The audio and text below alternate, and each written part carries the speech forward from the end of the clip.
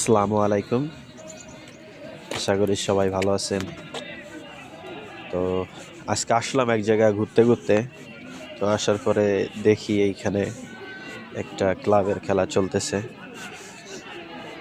আমি এই ক্লাবের আগেও আসছি, কিন্তু আসলে সবসময় ম্যাচ দেখা হয় না।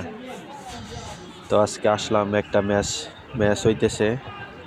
এইখানে দুইটা ইটালিয়ান ক্লাবের খেলা হচ্ছে। তো আসার পর একটা গোল হইছে, যেটা আমি দেখছি, কিন্তু এটা ভিডিও করতে পারি নাই। এখানে আরো একটা গোল মিস। ভালোই লাগে আসলে বাংলাদেশি খেলা আর বিদেশে ইউরোপীয় খেলা, ইটালিয়ানদের খেলা আসলে অনেক তফাৎ। সরাসরি না দেখলে আসলে উপলব্ধি করা সম্ভব না। আমি অনেক জায়গায় অনেক ধরনের খেলা দেখছি, আসলে যে আল্লাহর রহমতে সৌভাগ্য হয়েছে দেখার। আজকেও আসলাম একটা ম্যাচ দেখতে, যদিও পুরোপুরি করা সম্ভব না।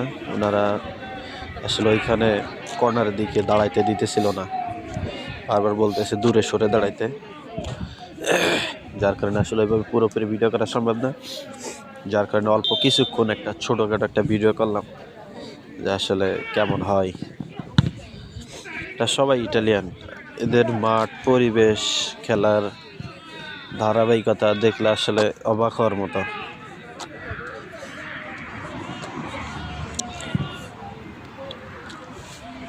সবকিছু মিলাই আমাদের বাংলাদেশের জাতীয় দলের ফাহমিদুল ইসলাম, সেও তো এমনই এক ক্লাবে খেলা করে, যদিও সেটার থেকে বড় ক্লাব হবে হয়তো, আমি দেখি নাই কখনো, যার সুযোগ হয়নি।